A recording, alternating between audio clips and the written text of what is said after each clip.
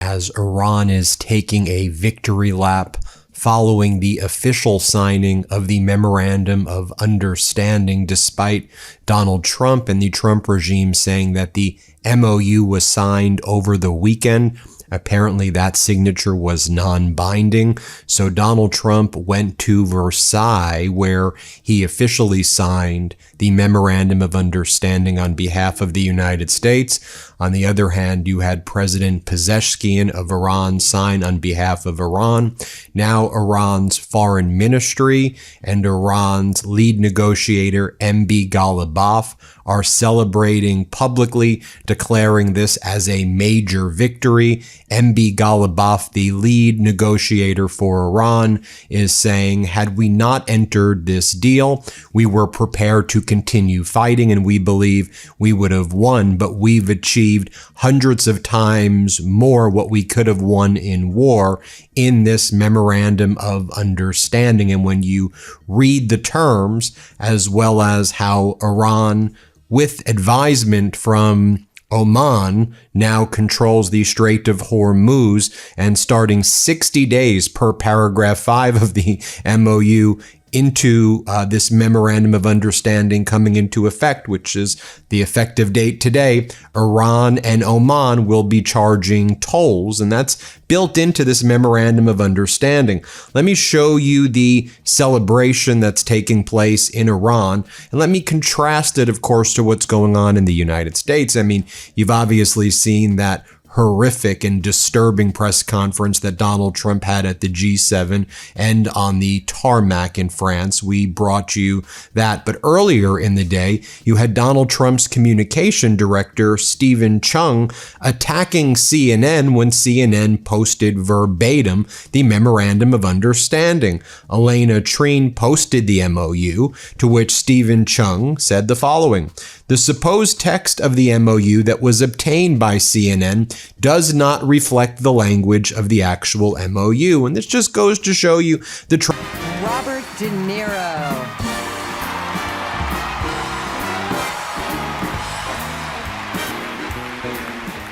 I'm going to say one thing. Fuck Trump.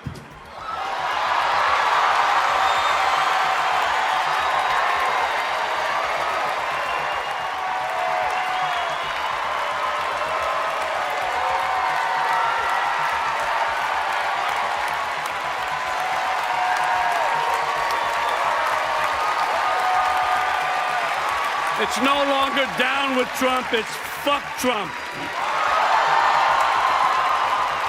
Here is what it sounds like when the President of the United States gets beaten by a comedian and a movie star on the same night, and cannot process it like an adult, like a man who has held the most powerful office on the planet for going on 2 terms now, and still cannot let a single insult pass without answering it in public, in real time, in language that would get anyone else fired from any job in America.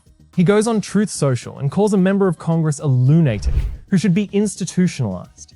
He tells one of the most decorated actors in American film history that he is sick and demented with an extremely low IQ. He compares that same 82-year-old man unfavorably to Rosie O'Donnell, a woman he has spent 20 years trying to strip of her citizenship. And he does all of this the morning after delivering a 108-minute address to Congress that was so rambling, so incoherent, so drenched in grievance, that a late-night comedian did not even need to write jokes. He just needed to read the transcript back to America and let the audience gasp on its own. This is USA Press. Tonight, we are taking you inside the night of February 24th, 2026. The State of the Union address that broke Donald Trump's grip on the room. The Jimmy Kimmel monologue that eviscerated it in real time. The Robert De Niro speech that happened blocks away and detonated with equal force. And the full, unhinged, 3-day meltdown that followed. This is one of the clearest windows we have ever gotten into what happens inside this man's head when the laughter turns on him and the cameras won't stop rolling. Let's go. Start with the raw numbers, because they tell you everything before a single joke gets told. And because numbers, unlike Truth Social posts, do not lie. 108 minutes. That is how long Donald Trump spoke to a joint session of Congress on the night of February 24th, 2026. One of the longest State of the Union addresses in the history of the Republic, delivered by a 79-year-old president whose approval numbers on the economy were, at that exact moment, in free fall heading into a brutal midterm year. The official White House theme for the evening was America at 250, strong, prosperous, and respected. What actually came out of the president's mouth, according to every credible account of the speech, was something else entirely. A furious, meandering, occasionally nonsensical address built almost entirely around the idea that immigrants are murderers. Trump told the chamber that Somali residents of Minnesota were plundering America, a sentence with no factual basis that nonetheless drew gasps even from some in his own party. He asked members to stand if they agreed that the first duty of the American government is to protect American citizens, not illegal aliens, and when a portion of the Democratic side of the chamber remained seated, he turned and told them, "Live on camera, in front of the nation. You should be ashamed of yourself, not standing up." Two members of Congress, Ilhan Omar of Minnesota and Rashida Tlaib of Michigan. Quality of the stuff that we have. That's why we've been so successful. That's why our blood. And then Donald Trump again says, look, let's just let people invest in Iran. Why wouldn't we let them? This is an investment. We're talking money. We're talking about stock market. You want to invest in Iran? Do your investments. I don't see the big deal. Let's play this clip. And unlike Barack Hussein Obama, who sent Iran pallets of cash and any relief they receive under this deal, they'll have to get based on merit. And it won't be from us. We don't have to give them anything.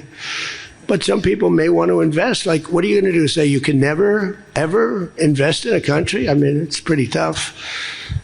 I don't mind being tough, but it's pretty crazy. You can invest in a country. You can invest in any country you want, but you can't invest there. Going back to Donald Trump with Prime Minister Modi, he was very touchy-feely with him, holding his hand, touching his legs. Let's play this clip. India can do anything they want with us. We have the best relationship. We cannot be closer than we are. Would you say that, sir? I don't think we can be any closer. Both him and I and our nations, but it really starts with the two of us. We cannot be closer. Then Donald Trump started attacking former President Obama at the G7, and he said that Iran laughed at Obama and said he was a stupid son of a bitch. How embarrassing for the President of the United States to be behaving like this on the world stage. Let me show you what he said. Let's play it. Of it, like, oh my, look at this money he's giving us. He tried to bribe his way out. I didn't do that. Nobody mentions that. 1.7 billion and hundreds of millions of dollars. They tried to bribe their way out of it. And you know what the Iranians did? They laughed at Obama and they said he's a stupid son of a bitch. Okay, thank you very much, everybody. Thank you. And then he was asked the following question by Ducey over at Fox. A wise man once said in January 2020, Iran never won a war, but never lost a negotiation. And as Ducey was going to finish asking the question, Trump said, who said that? You, that was your line. You said that. And also, if you're saying right now that the Iranians were saying that about Obama, which they weren't, what do you think they're saying about you? Here, play this clip of that Ducey exchange. I did just want to ask you about this. A wise man once said in January of 2020, Iran never won a war, but never lost a negotiation. That wise man. Who said that? Donald Trump. Oh, that's what I thought you were going to say. So how do you go back to the United States and convince a skeptical American public that this deal is a win? Here they lost militarily, okay? It's very tough because I know that no matter what, if I would go, by the way, if I'd go another 3 or 4 weeks, those same people that are critical would say, he went too long, he should have done, No. And then Trump, though, at a very serious level, has asked important questions like, who is more responsible for the ongoing conflict in Ukraine, Russia or Ukraine? Trump goes, I can't comment on that. Let's play this clip. And at this point, do you feel that Vladimir Putin... Did you go to like parties afterwards? A couple that I went home. You won your first Oscar, what, like 49 years ago, right? For The Godfather Part 2? That's it, yeah. You remember that feeling or any specifics of that night? Yeah, I was actually in Italy doing a movie with Bertolucci called 1900, so I got a call about, I guess it was about 6 in the morning or something, their time, it's 9 hours later. And so I was shooting, so. That's when you found out about the nomination. Yeah, no, that's when I found out I had won. Oh, you weren't at the show? No, Oh, wow, you know what? That's big time. That's when you know you're a real movie star, when you don't even go and you win. Were you there the second time you won? Yes. You were there. You were there in person. Yeah. Were you at all dreading winning because you knew you would have to make a speech? Did not simply sit quietly. They stood up, walked out, and shouted their disapproval at the President of the United States from the floor of the House chamber in a moment of live, unscripted confrontation that instantly became the most replayed clip of the night. Now, as your resident obsessive, I need you to understand exactly why Omar walking out mattered so much. Because Trump's speech that night was not abstract cruelty. It was a direct, personal insult to a wound that was still bleeding in her home state. 1 month before that speech, on January 7th, 2026, an ICE agent named Jonathan Ross shot and killed a 37-year-old American citizen named Renee Good in Minneapolis. Good was a poet and mother of 3, sitting in her car when Ross opened fire through her windshield. 17 days later, a second American citizen. Alex Priddy, a 37-year-old ICU nurse for the Department of Veterans Affairs, was shot and killed by Customs and Border Protection officers less than 2 miles from where Good died. Bystander video, verified by Reuters, the BBC, and the Wall Street Journal, showed Priddy filming federal agents on his phone, stepping between an agent and a woman who had just been shoved to the ground, being pepper sprayed, tackled by roughly 6 agents, and shot dead. Unarmed, his hands empty, one raised above his head. His holstered legal firearm had already been removed from his waist by an agent before the shooting. These were the killings Congressman Omar represented in Congress. These were the deaths Trump was implicitly waving away when he demanded a standing ovation for protecting American citizens, not illegal aliens. Both of the people killed that month were American citizens, killed by the very agents Trump was there to praise. Federal investigators have, to this day, refused to hand over evidence to Minnesota state authorities, physically blocking state investigators from the Priddy scene, according to Hennepin County Attorney Mary Moriarty, and shrink-wrapping Renee Good's car in an FBI warehouse where it has never been examined.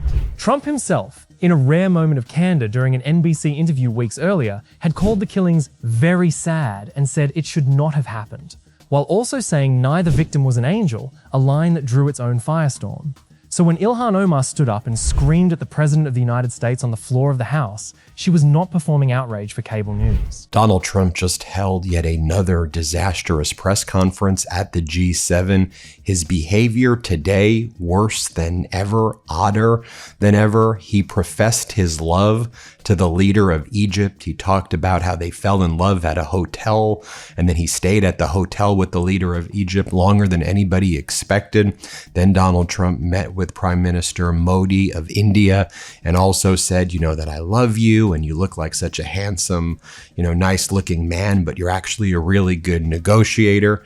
Then Donald Trump said in a press conference, the stock market is the smartest thing out there, smarter than Rubio, smarter than anybody in his cabinet. Trump said, I can't be Herbert Hoover.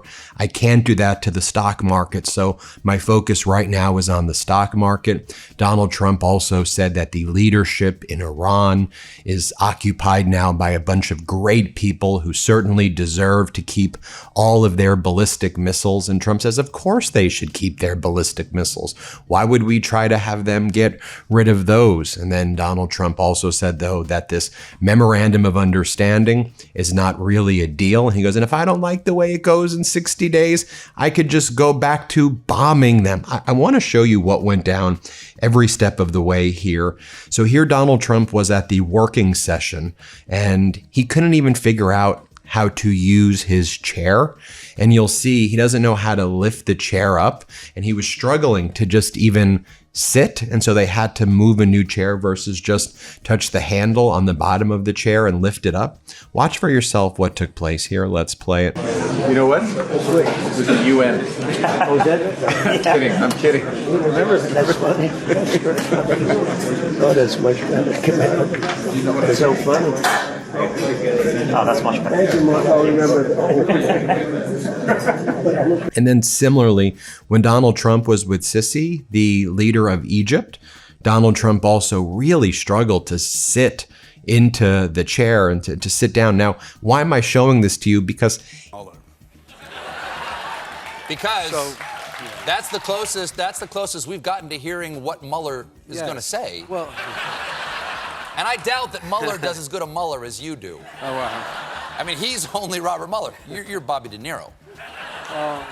I'm hoping that it goes further. I don't know what'll happen, but you know, I keep saying that I don't know whether this is actually possible in reality, but where I can handcuff him and take him away in an orange jumpsuit. That would be...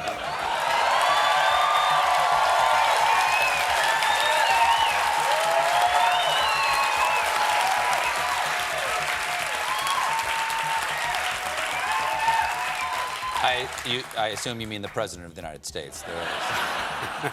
You know what, Bob? Give him a chance. Why won't you give the President a chance, Robert De Niro? No, you're right. That's what I said right after he was elected. Give him a chance. I give everybody the benefit of the doubt. This guy has proven himself to be a total loser. She was watching a man ask the nation to celebrate the exact federal apparatus that had killed 2 of her constituents, weeks after their memorials, while the investigation into their deaths remained stonewalled by his own Justice Department. Now let's go to what happened after the cameras cut away from the chamber, because this is where the night turned from a bad speech into a full-blown public humiliation. And it happened in 2 places at once, within hours of each other, without either man needing to coordinate a single word or compare a single note beforehand. First, Jimmy Kimmel. ABC ran a special live episode of Jimmy Kimmel Live, immediately following the address, and Kimmel did something devastatingly simple. He let the speech speak for itself, and then he told the truth about what he'd just watched. When you ramble incoherently for 2 hours, Kimmel said, is that technically still a speech, or does it at some point become a conniption fit? He joked that the address ran so long that Kristi Noem's dog shot itself. A reference to the DHS secretary's own infamous admission about killing her family dog, now recycled as a measure of just how endless Trump's ramble had become. He summarized the entire theme of the address in 5 words: all foreigners are murderers. And then, in the moment that would dominate every entertainment and political headline for the next 48 hours, Kimmel dropped the jokes entirely and delivered what he called the real State of the Union. We have a nutjob wannabe king who's doing everything he can to censor opinions he doesn't want to hear. He has his goons arresting, incarcerating, and killing American citizens. He's cut funding for cancer research and children's hospitals while he rakes in literally billions of dollars for himself and his family. He's coming after our right to vote. He's protecting pedophiles and won't explain it. He's lining the pockets of billionaires, all while neglecting the sick, the poor, the hungry. In the name of Jesus, by the way, who you could read all about in a Donald Trump edition of the God Bless the USA Bible that is made in China and available for $99.99. That is the State of the Union. Read that passage again, slowly, and notice what Kimmel actually did. He did not tell one joke and move on. He built an indictment, clause by clause. Each sentence, its own separate charge. The killings, the censorship, the healthcare cuts, the self-enrichment, the voting rights, the Epstein files, the grift of a Bible manufactured in China and sold for $99 under Trump's name. Strait of Hormuz. So it's just no charge for 60 days, and then they can do charges. I'm just reading you the language, so there's no dispute about what happened. Before the war, there was no charge. After the war, there is now a charge. Iran's foreign ministry spokesperson said the following as well. Our missiles are meant to be fired, not negotiated over. Our missiles don't even like being talked about. Iran's defensive capabilities will not be discussed in any process with any party. Now I'll leave you with this. We made this video at the Midas Touch Network showing what Donald Trump said on March 9, 2026, April 1st, 2026, and then June 17, 2026. Before, he was saying, we're so energy independent, we don't need the Strait of Hormuz. But now Donald Trump is saying, had we not entered into this deal in the next 4 weeks, this is what we've been saying on the Midas Touch Network, this is what we've been warning about, all of the oil reserves would be depleted and we would be in a massive economic Great Depression. And I know for most American people, you're like, wait a minute, I'm in one now because of this regime. Yeah. And that's what Trump failed to see. He got us involved in a catastrophic and unlawful war that we shouldn't have been involved in. And now when you break things, you have to fix it. This is a document of surrender because the United States lost. Donald Trump got involved in a catastrophic and unlawful war. The American people are the one who have to suffer right now as a result of having someone like Donald Trump, who is incapable and such a malignant narcissist of doing the most basic things. A real menace. A real menace to the world. One of the, perhaps the biggest menaces in the history of humankind. Here's what Trump said. Let's play it. It doesn't really affect us. We have so much oil. We have tremendous oil and gas, much more than we need. We're now totally independent of the Middle East, and yet we are there to help. We don't have to be there. We don't need their oil. We don't need anything they have. I'm going to get bad press. I know that. Now, if I did the opposite, if I went out and continued to bomb them for another 4, just bomb the hell out of them, I'd get bad press on that. No, there's nothing I can do. But what this does is it allows the ships to go. If we keep bombing, those ships won't be going. And you're talking about $500, $600, $700 million a day. It's a lot of money. A lot of money. That's why the world is okay. It's liquid. It's fine. Also, we run out of reserves in about 4 weeks. You know, there are reserves all over the world, and we would really run out. And there'll be a time when you wouldn't be able to get it. And you want to see bedlam? So for all those so-called geniuses that want to show me how smart they are. Well, there you have it, folks. Let me know what you think. Hit subscribe. On a Tuesday, and we're rolling this in on a Friday. Right. Watching at home right now, this is a Friday night. Right. And the Mueller report, such as it is, like what we get to see, comes out on Thursday morning, supposedly. Right. So, supposedly. So people out there know things about our government and our president. Right. We don't know yet. Right. We won't do know. know. We do know, but we got a pretty good guess. Who knows? You play Robert Mueller over on SNL. Yes. Over there.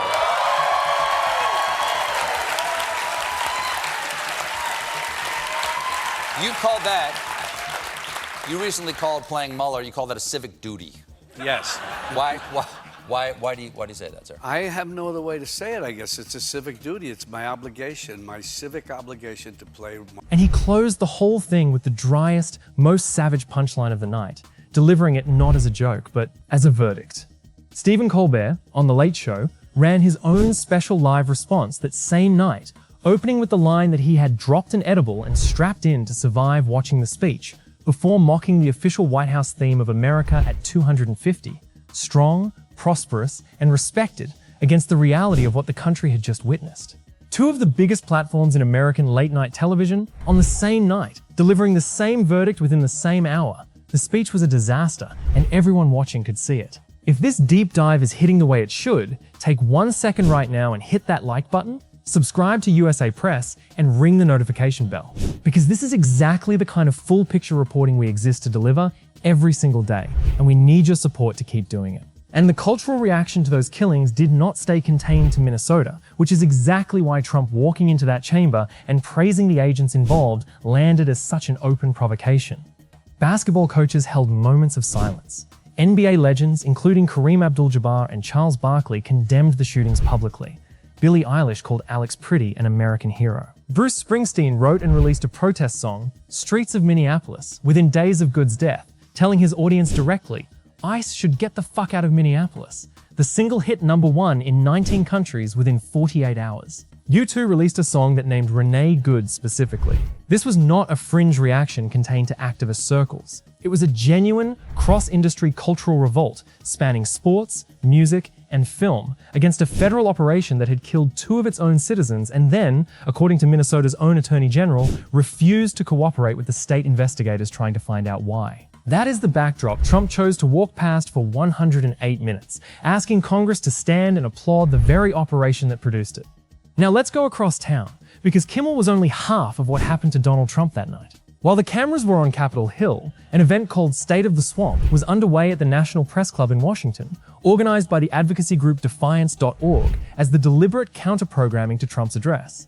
Democrats answered to the speech, running in parallel, drawing far less television coverage but landing, in its own way, just as hard. And the man who stole that room was 82-year-old Robert De Niro. This was not De Niro's first rodeo with this president. And if you have followed my reporting on this channel, you know I have tracked every single round of this fight for years. De Niro has been at war with Donald Trump since Trump's first term, when the actor stood on stage at the 2018 Tony Awards and, unscripted, told a national television audience, I'm going to say one thing. Fuck Trump. It's no longer down with Trump. It's fuck Trump. CBS scrambled to bleep it on the 10-second broadcast delay, but the moment became legend anyway. So much legend that a doctored version of it resurfaced years later, falsely claimed to be from the 2026 Golden Globes, fooling millions of people online before fact-checkers traced it back to its true 2018 origin. Country. So we'll be working on a parallel effort with the Gulf nations to address non-nuclear issues such as the conventional ballistic missiles, which we'll be talking about, and support. I mean, they have to have some because other people have some. You got to have some. Somebody said you shouldn't give them more. And I have guys. I like some of these guys, but I don't think they're smart. Sir, you shouldn't let them have any missile. I said, well, what am I going to do? Am I going to let Saudi Arabia have missiles, but they can't have them? Yes, sir. It doesn't work that way, you know. It doesn't work that way. And missiles aren't the problem. Missiles they hurt a little location, but they don't blow up the planet. So the Gulf nations will address the non-nuclear issues. And then he says, but let me tell you who's the most brilliant of all.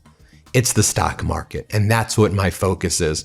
Now, as Aaron Rupert says, take a look at Rubio's face when Donald Trump says, hey, Rubio, isn't the stock market smarter than you? Here, let's play this clip. I know, as every time we talked about the possibility of peace, the stock market shot up like a rocket ship. It never went down. They didn't like it. The people, you know, the stock market is more brilliant than anybody there is, including the people on the stage, other than me, of course. Let's see. I don't know. What do you think, Scott? Is the stock market more brilliant than you? No, sir. Oh, that's a terrible statement. All right. The stock market is quite brilliant. And then Trump said, but I don't want to be the late, great Herbert Hoover, who was the president during the Great Depression. That's my biggest fear. Let's play this clip. Amazing, like we're going to settle, it would go up. And every time we said something negative, like, guess what, we're not going to be able to settle, it would go down very big, Peter, right? Very, very big. Tells you something. And you know, I've studied presidents, some good, some bad, some great. Not too many are great. And some really bad. We had one just recently. And the one president I did not want to be was the late, great Herbert Hoover.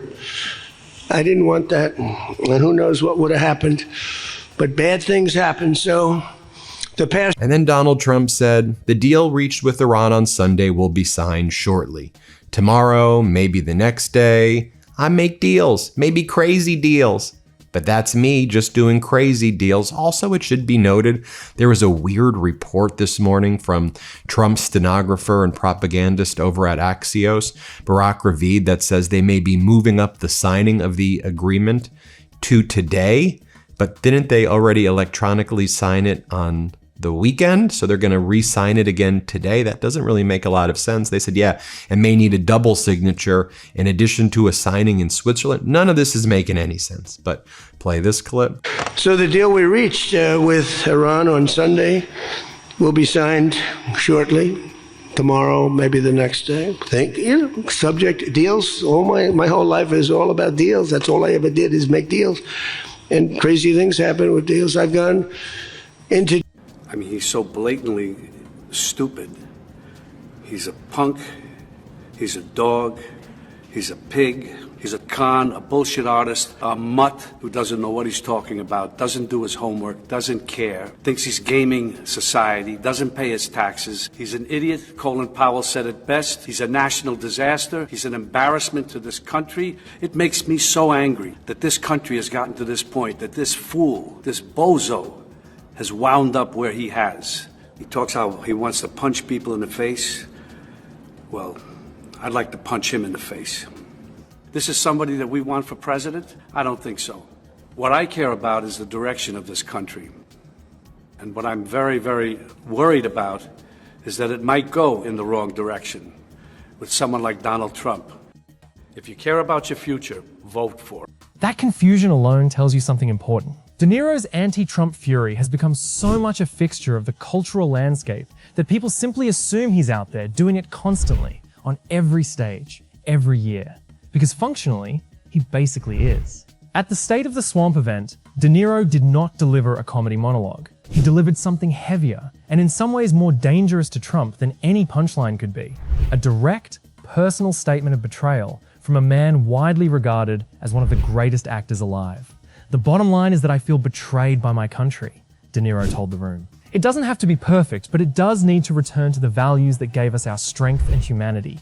He used the platform to warn, explicitly, that Trump would attempt to suppress turnout in the coming midterms, and he urged the crowd to show up for the next round of the No Kings protests scheduled for March 28th. This was De Niro doing what he has been doing with escalating intensity for months, because just weeks before State of the Swamp, on Nicole Wallace's MS Now podcast, De Niro had broken down in tears discussing Trump, his voice audibly cracking as he said, "It's almost like our destiny to have this thing there attempting to destroy this country, and maybe not even understanding why. So it's up to us to protect the country that we love." He told Wallace flatly that he believes Trump will never leave office voluntarily. He will never leave. We have to make him leave. When asked whether he thought Trump would respect the constitutional two-term limit, De Niro didn't hedge. He said no. And he warned that Trump jokes now about nationalizing the elections and that he's not joking. We've seen enough already. Here is the nerd-level context you need to fully appreciate what De Niro represents in Trump's psychology. Because this is not some replaceable liberal celebrity.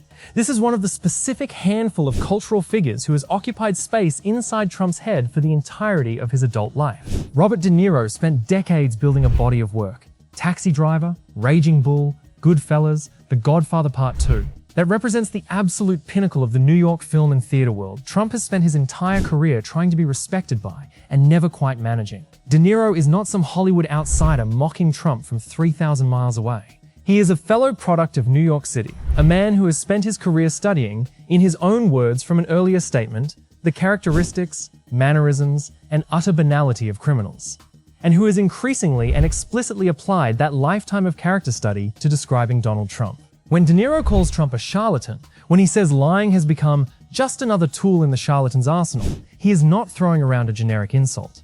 He is rendering a professional verdict, the same way a surgeon renders a diagnosis, from a man who has spent 60 years learning to read exactly this kind of performance for a living. And Trump, predictably, could not simply ignore it. This is where the meltdown becomes truly spectacular, because Trump did not respond to De Niro and Kimmel's demolitions with silence, or with a single dismissive line, or with the discipline any competent White House communications operation would recommend. Had to be accepted. Otherwise, we would respond. Trump was compelled to post on social media and tell Netanyahu that the attacks had to stop and that Daya can no longer be targeted. Not only, by the way, though, did I not volunteer to join the negotiating team, Golubov says, but I was actually reluctant to do so. Before accepting responsibility for the negotiations, I did everything I could to avoid having this responsibility assigned to me. One of the reasons I did not want to accept this responsibility was that Donald Trump was the planner, commander, and overseer of the assassination of Qasem Soleimani. General Soleimani was dear to the entire Islamic world, but he was certainly different for me on a personal level. Do you think it is easy for me to sit down and finalize text with such a person? However, when I saw that none of the officials proposed anyone else and that my own suggestions were not accepted, I had to carry out the duty that had been assigned to me. We are not meant to do only that which we like. Rather, we must do what our duty requires of us. My pessimism and distrust towards the United States is greater than anyone else. As a result, even if there is this final agreement and it's approved by the United Nations Security Council, it is still not trustworthy. Our guarantee will be Iran's power. Meanwhile, Golubov claims that payment for maritime services in the Strait of Hormuz, it's embedded in the MOU.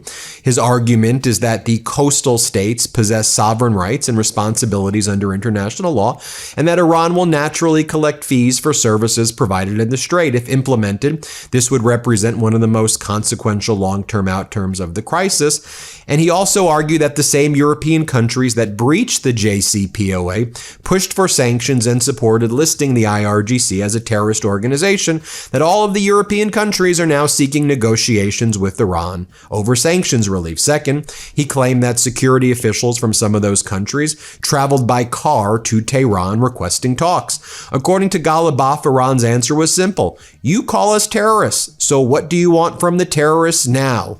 The broader message he projects is that Iran's ultimate guarantee lies in its power, not in international agreements. He's saying all the European countries, their foreign ministers, are lined up to cut deals with Iran. And he's like, all right, we were your terrorists yesterday, and now that we stood up to the United States, you want to do deals with us? Tell me, what should the terrorists do to help you right now? And then, folks, just so you can see for yourself what Article 5 of the MOU says, and that it allows Iran and Oman to shut down the Strait of Hormuz after 60 days and charge fees. Here's what it says. Upon the signing of this MOU, the Islamic Republic of Iran will make arrangements using its best efforts for the safe passage of commercial vessels with no charge for 60 days only from the Persian Gulf to the Sea of Oman and vice versa.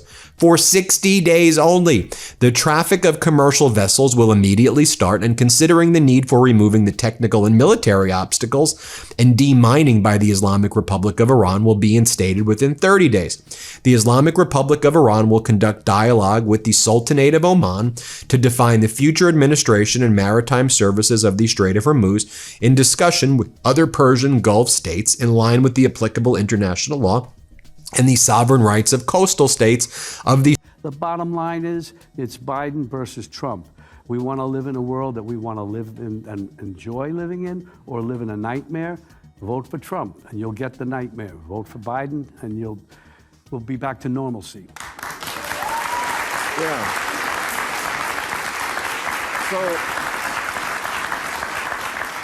So why is Trump winning? I mean, the New York Times poll this week came out, and maybe this will change it with the State of the Union address, but Trump was beating him rather soundly. It was quite a warning light, 48 to 43, also winning way more among women than he had before, winning outright Latinos.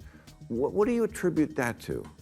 I don't know. I just don't want to feel the way I did, and many of us don't, after the election in 2016. He responded the way he always responds when the laughter turns real. He unloaded, publicly, immediately, and with a viciousness that revealed exactly how deep the wound went. On Truth Social, in the aftermath of the State of the Union fallout, Trump wrote, "When you watch Low IQ, Ilhan Omar and Rashida Tlaib, as they screamed uncontrollably last night at the very elegant State of the Union, such an important and beautiful event, they had the bulging, bloodshot eyes of crazy people, lunatics, mentally deranged and sick who, frankly, look like they should be institutionalized." Read that sentence again. The President of the United States, describing two sitting members of Congress, both women of color, both American citizens duly elected by their constituents, using the language of forced psychiatric commitment. He continued, "When people can behave like that, and knowing that they are crooked and corrupt politicians, so bad for our country, we should send them back from where they came, as fast as possible. Send them back from where they came." Ilhan Omar was born in Somalia and has been a naturalized United States citizen for decades, representing a district in the United States Congress. Rashida Tlaib was born in Detroit, Michigan. There is no back for Tlaib to be sent to because Detroit is where she is already from. The sentence is not just cruel, it is factually incoherent, which tells you Trump was no longer trying to construct an argument. He was simply venting. Then he turned to De Niro, and this is where the meltdown reaches its truly unforgettable peak. Trump wrote that Omar and Tlaib should actually get on a boat with Trump-deranged Robert De Niro, another sick and demented person with, I believe, an extremely low IQ who has absolutely no idea what he is doing or saying, some of which is seriously criminal. Notice the word boat. A man whose administration has spent over a year building an immigration enforcement machine premised on deportation is telling two sitting congresswomen and a native-born American movie star to get on a boat and leave the country they are all, definitionally, already citizens of. Trump continued, referencing De Niro's emotional podcast appearance directly. "When I watched him break down in tears last night, much like a child would do, I realized that he may be even sicker than crazy Rosie O'Donnell, who is right now in Ireland trying to figure out how to come back into our beautiful United States. The only difference between De Niro and Rosie is that she is probably somewhat smarter than him, which isn't saying much." Sit with the sheer strangeness of that sentence for a moment. The sitting president of the United States, in a single Truth Social post, mocked an Oscar-winning actor for crying while discussing his fears for American democracy, then used that man as a measuring stick to insult a second celebrity he has feuded with for 2 decades, ranking their relative intelligence on a scale where the ceiling isn't saying much. This is not the language of a statesman responding to criticism. We now control the Strait of Hormuz. What a victory for us, he's saying. He goes on to say, the steadfastness of the Iranian people brought the world's most powerful armies to their knees. If there had been no negotiations, we would not have achieved our objectives. We gained through negotiations many times more than what we sought to achieve through military action. So much more that the two are not even comparable. We got so much more in the negotiations than what we could have got in war. I mean, because we still would have won the war, but we got so much more in this deal. The difference between the current negotiations and previous rounds is that today the knowledge and achievements of victory on the battlefield serve as the backing for diplomacy. In negotiations conducted as a form of struggle, there is neither surrender nor empty sloganeering. During the war, I posted on Twitter that the Strait of Hormuz would never return to its previous conditions, and that remains true today. However, this does not mean that we intend to act in the Strait of Hormuz contrary to international law or maritime regulations. Never. We will act within the framework of international law. Then while that interview was taking place, Iranian TV were airing the F-5 jet pilots from Iran who hit a United States military base in Kuwait on March 1st. They flew in total radio silence, bypassed other targets. When the Kuwaiti army went to go after the F-5, they were mistaken and they hit the US F-15E, and that's when there was the friendly fire incident at the very beginning of the war. You remember that? That's what went down. Meanwhile, Ghalibaf goes on to say, once the ceasefire came into effect, you saw that the enemy carried out actions in the Persian Gulf, and we immediately responded. The latest example was the incident involving the American helicopter. In addition, 2 enemy warships that were attempting to pass through the Strait of Hormuz were struck and suffered extensive fires, a matter that satellite imagery also confirmed. On the other hand, any airport in any country from which enemy fighter jets took off was targeted. All of these events occurred while we were simultaneously engaged in negotiations, and Lebanon is part of the resistance front. Under the agreement, Iran supports the resistance front, while the United States is a supporter and ally of the Israeli regime. Therefore, it is natural that when a ceasefire is established, it must be respected on all fronts, especially in Lebanon. I must thank the dear people of Lebanon, particularly the Shiites and Hezbollah, who stood up during the U.S. and Israeli aggression against Iran and sacrificed nearly 4,000 martyrs.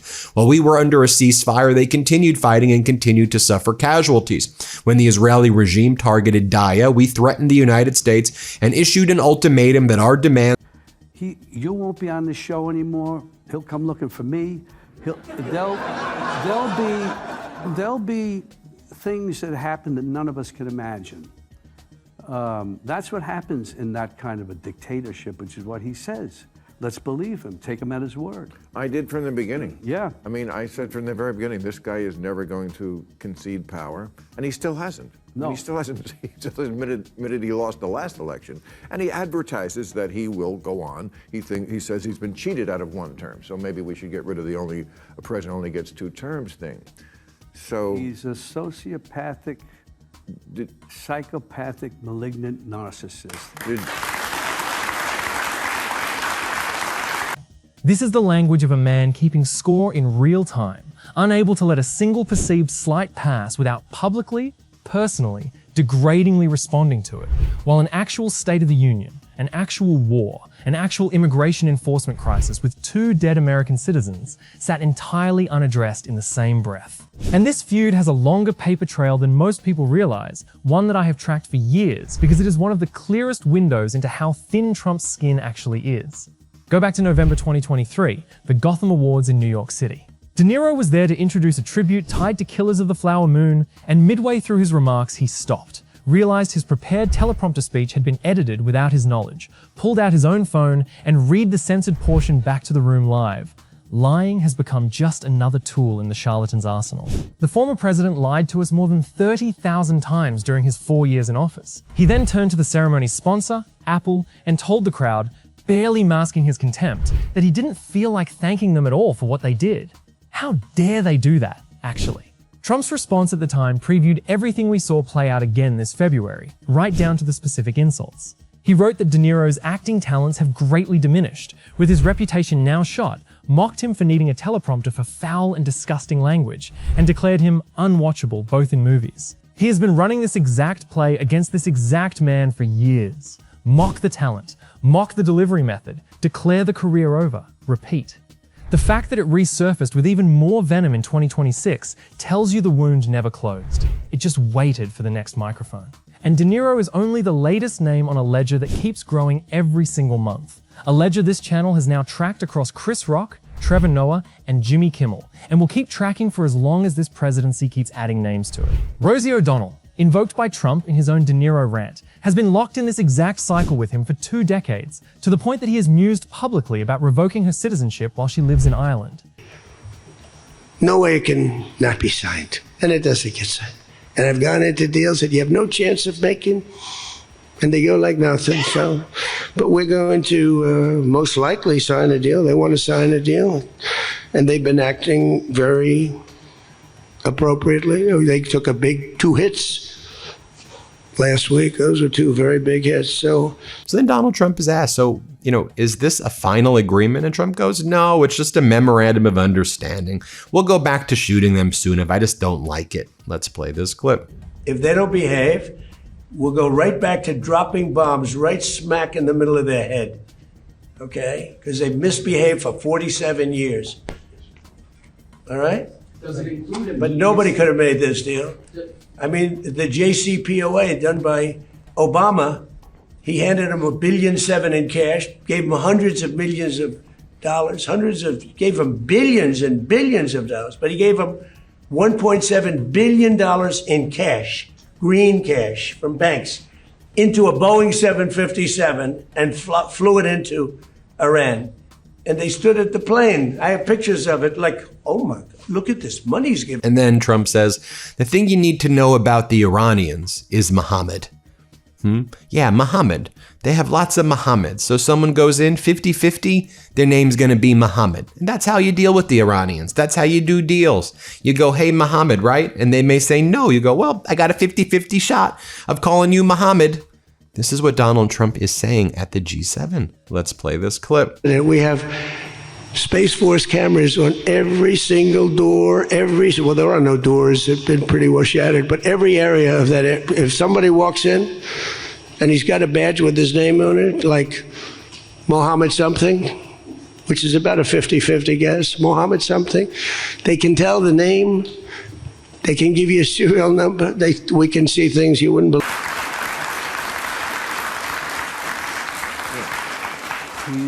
He is a dangerous person. And we have to people realize, a lot of people, this audience, but the people who somehow think he's going to be the answer to their prayers, whatever those are. Did you know God him knows. when as fellow New Yorkers? Never wanted to know him.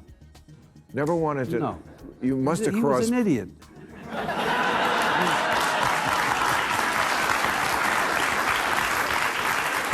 He was a clown. He was a clown in New York. And New Yorkers say, some would go with him, of course, people who work in what he does, some of them. But it's just, he's a classic bully.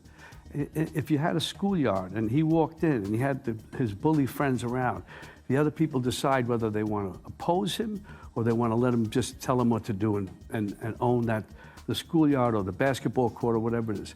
He's got to... Kathy Griffin was investigated by the Secret Service. Stephen Colbert's show ended while his network needed a merger cleared by Trump's own FCC. Jimmy Kimmel has now been targeted twice, suspended once over his Charlie Kirk remarks, and hit with an FCC license threat over a joke about Melania.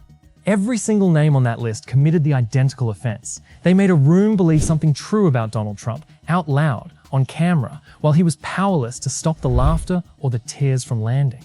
De Niro's contribution to that list is unique only in its rawness. He is the one member of Trump's enemies list who responds to the presidency, not with jokes, but with grief. And Trump, tellingly, does not know how to hit back at grief any more gracefully than he hits back at punchlines. And it is worth sitting, for a moment, with just how strange it is that this fight over evidence has been allowed to drag on this long without resolution. Minnesota Attorney General Keith Ellison told reporters flatly that the federal government has refused to cooperate with state law enforcement, which is unique, rare, and simply cannot be tolerated.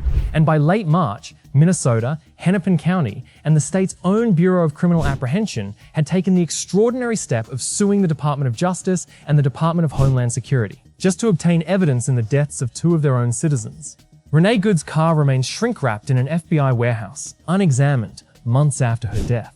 The agents involved in both shootings have still not been named by federal authorities, despite the Minnesota Star-Tribune and ProPublica independently identifying them through court records.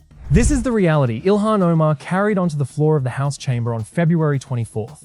Not abstract political disagreement, but the lived experience of representing a community that watched two of its own die and then watched the federal government stonewall every attempt to find out why. When Trump told her and her colleagues to be ashamed for not standing to applaud, and then, the next morning, called for her to be sent back from where she came, he was not simply losing his temper at a heckler. He was demonstrating, in real time and in his own words, exactly the dynamic Omar had walked out to protest. Let me give you my full prediction section here, clearly labeled, because I have watched this exact pattern for years and it always resolves the same way. The Trump regime lies about literally everything. It was verbatim what the MOU said. And when we said what the MOU said, it's verbatim what went down. So, moments ago, Donald Trump personally signed a copy of the agreement during his visit to Versailles. I mean, if that's not the symbolism, I don't know what else is. He's in like a golden palace while the American people are suffering while he signs terms of surrender after losing a war that he and Netanyahu should never have got involved in at all. Then you have Iran's foreign ministry spokesperson sending out the following message. Right now, as I'm speaking with you, the text of the Islamabad memorandum has probably reached the presidents of Iran and the United States for signature. It has been agreed that the Iran-U.S. memorandum will be signed digitally. Once the memorandum reaches the presidents of both countries for signature, any violation of it will carry a higher cost. Up to this moment, there had been plans for the negotiating teams to attend in Geneva or Brussels, but the signing of the memorandum will be done digitally, and no signing ceremony will be held in Switzerland. That was from Tasnim, Iran's media agency. Then Iran's MB Ghalibaf said the following, gave an interview, victory lap, celebrations taking place in Iran. God seems to have created Iran's enemies from among the foolish. Their actions have turned Iran's potential capacity in the Strait of Hormuz into an actualized one. Iran has sovereign rights in the Strait of Hormuz, and naturally, we will charge fees in return for the services we provide. Notice his language right there, that America was so foolish. Our adversaries are so dumb. Their actions turned a potential capacity into We're in a very bad situation. I remember you and I about 5-6 years ago talking. I'm down at the Spring Studios, something about, I said, what just happened, just happened. No, it didn't. It didn't happen. It's all about truth. And what we have here is a denial of truth all over the place. And even the speech that he made after is insane. It's just insane, and I'm very, very concerned about it. I think we all are. It's insane. So that's why I felt I had to do something, say something about it, to go on record. Prediction 1. Trump will not let this go quietly. Watch for repeated references to De Niro's tears in future speeches and posts. Mockery of a man crying about the state of his country is, in Trump's psychological playbook, a reusable weapon deployed the same way he has recycled Da Nang John against a war hero or resurrected the Rosie O'Donnell feud for 2 decades running. He has never once let a wound heal when he can keep picking at it publicly instead. Prediction 2. The get on a boat language and the broader rhetorical habit of telling American-born critics to leave the country they were born in will escalate rather than fade, because it plays extremely well with his base, and because Trump has learned, through years of zero consequences, that there is no rhetorical flaw his own inner circle will stop him from testing. Prediction 3, and this is the one I want you to watch closest, the Minnesota ICE shooting cases. Good and pretty will remain deliberately, strategically stalled by the federal government through the midterms and quite possibly well beyond them. The pattern of withheld evidence, blocked state investigators, and shrink-wrapped cars sitting untouched in FBI warehouses is not incompetence. It is a wager that the story fades from a news cycle dominated by celebrity feuds and truth social meltdowns before accountability ever arrives, which is exactly why segments like this one matter, because the job of a channel like ours is to make sure it does not fade. It's worth giving this press conference. Let's play this clip. We ended up with the original members, but then when the election was rigged, that's right. He spent a lot of this press conference also trying to swat flies, and he would say, I almost got that sucker. I almost got that sucker. Here, play this clip. Well, it's not that they could stop us if we didn't want them to, but it'd be nice that I went to get that little sucker. But I missed. I hate missing. But we spoke to all of them in many countries all over the world. And then he also talked about men walking around with no legs, men who are walking with no legs, and that 96.3% of the men walking with no legs were caused by Iran's former general Soleimani. Here, play this clip. Young men, and in some cases women, mostly men, walking around without legs, without arms, with a face that's been blown to smithereens. It's Soleimani, 95%. 96.2, they say, or something.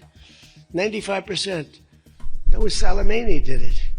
Then on to the press conference that Donald Trump had, where after professing his love for Prime Minister Modi of India, el-Sisi of Egypt, he then says the same thing about the Iranian leadership. These are incredible people. I like them. They love their country. They're strong. They're proud. They're tough men. Here, let's play this clip. So we got free reign. They didn't have their leaders, but they have a new group of leaders that I think is, actually, I think they're smarter. I think they're very smart. I think they're far less radicalized, and I think they're really good. They love their country. You know, you talk about... And then on the issue of ballistic missiles, Trump goes, I like these guys. Why should they not have ballistic missiles? Saudi Arabia has ballistic missiles, so give the Iranians ballistic missiles. Let's play this clip. In the history of our country. So, where we couldn't believe that it happened. The guy is a total monster. And anybody, I don't understand it. I guess they get behind that kind of logic. They want to fuck with people, screw them, because they're unhappy about something. He's such a mean, nasty, hateful person. I never play him as an actor because I can't see any good in him. Nothing at all. Nothing redeemable in him. And we have to, and whoever the people are who want to vote for him, and there look like intelligent people around there. Somebody, for some reason, it can't be. It cannot be. If he wins the election. And the president's inability to simply ignore any of it, month after month, is the clearest evidence that the strategy is working exactly as intended. Let's zoom all the way out, because underneath the comedy and the celebrity feuding and the unhinged posting sits the same structural truth we return to again and again on this channel, the one that never seems to lose its power to shock, no matter how many times we document it. A president delivered a 108-minute address built on demonizing immigrants, weeks after federal agents killed 2 American citizens under circumstances his own administration is actively obstructing investigators from examining.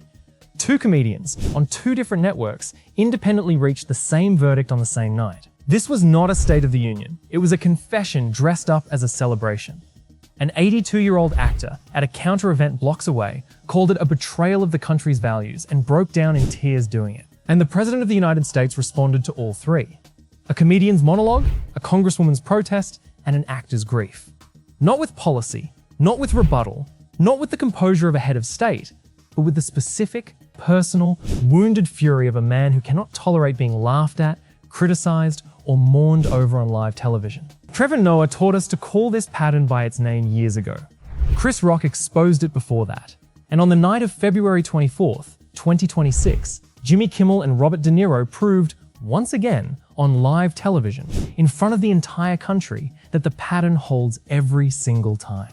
This is USA Press. If tonight's reporting gave you the full picture nobody else puts together, hit that like button right now. It costs you 1 second and it puts this story in front of thousands more people who need to see the whole thing connected like this. Subscribe to USA Press and turn on notifications, because this administration generates a new chapter of this story every single week, and we're going to be there for every one of them. He really can accomplish the most basic of functions right now on the world stage, yet alone actually be involved in policy and coherent speeches. I'm going to show you what he said in a second, but just watch this. Thank you very much.